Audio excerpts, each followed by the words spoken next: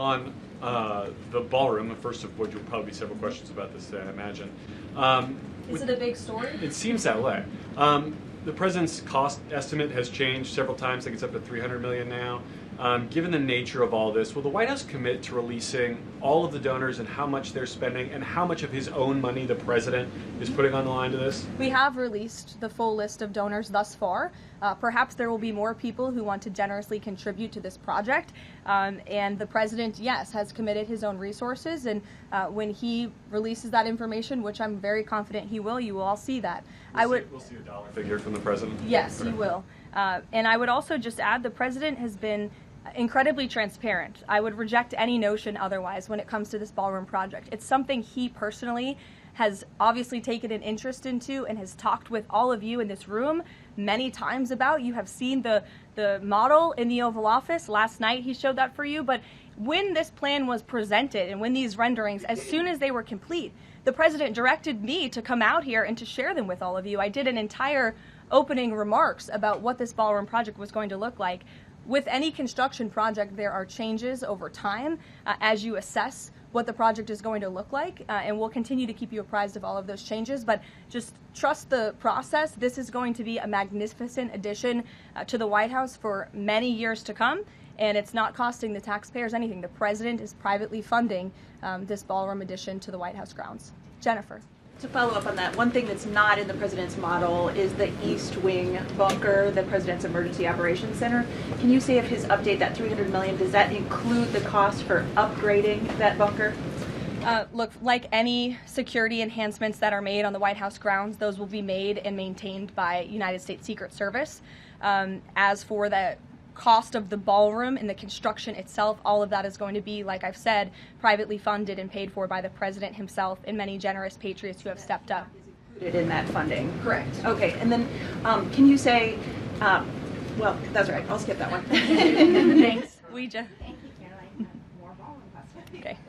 So the White House has explained that the reason you didn't submit construction plans to the NCPC is because that commission, along with others, don't have oversight over demolitions, but only over construction. And so far, you haven't built anything. So can you help us understand, can the president tear down anything he wants without oversight? Could he demolish this building or, say, the Jefferson Memorial? So it's not the president who came up with that legal opinion himself. That's a legal opinion that's been held by the NCPC for many years. It's written, so we can get you that background and that research if you wish to include it in your reporting, because it is very important. They have ruled consistently, their general counsel has said, when it comes to phase one of this project, the tearing down of the current East Wing structure, a submission is not required legally for that. Only for vertical construction will a submission be required, and that's a legal opinion from them, and we are following that legal opinion. And again, I would just add, can any president do such a thing to the White House grounds? There have been many presidents in the past who have made their mark on this beautiful White House complex. This briefing room, as you all know, was not once a briefing room. It was a swimming pool. There have been presidents who have completely torn down the executive mansion. If you look at what President Truman did, some of the photos of the construction project that took place in those years, I think sitting here today, we're all grateful for those efforts and the modifications that happened at that time. And again, in due time, the East Wing is going to be more beautiful and modern than ever before, and in addition, there will be a big, beautiful ballroom that can hold big parties and state visits for generations to come. So it sounds like the answer is yes, he can tear down whatever he wants. And then secondly, Ouija, that's not what we're saying. That's a legal opinion that's been held for many years. And interpreting it. No, it's something that presidents have done for years and years. In fact, I have some photos here. Thank you, Pat, to show you the construction that's taken place on the White House grounds. This is the construction of the West Wing in 1902.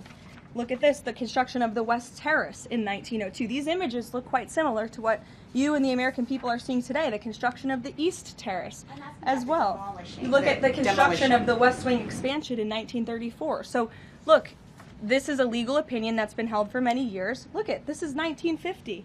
It looks a lot like what you were seeing today. Can he demolish anything he wants? What do you think without that oversight? rubble is? How did that rubble get there? Right, so I'm asking. Two quick questions. Back to the ballroom. It is a very spectacular ballroom according to the renderings, and if it's half as nice as the one in Mar-a-Lago, then future presidents are really going to appreciate it. They will. Thank you, Jake. First of all, is there like an official name? Like, are we calling it the Trump Ballroom, or does the president have a vision for what the name for the ballroom is going to be? There will be an official name. I will let the president announce that once he firmly decides on it. Back to the ballroom, I'm afraid. I just wanted to ask, because in July the White House said that it would cost $200 million. Yesterday the president said $300 million.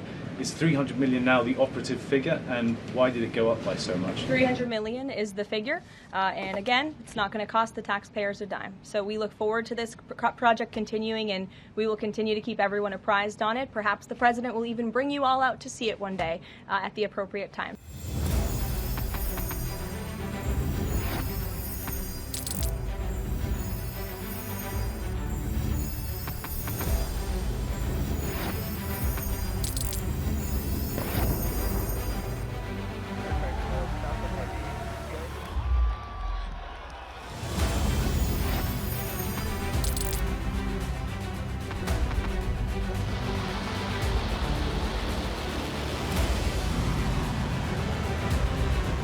Been fighting so long and so hard that they don't know what the they're doing.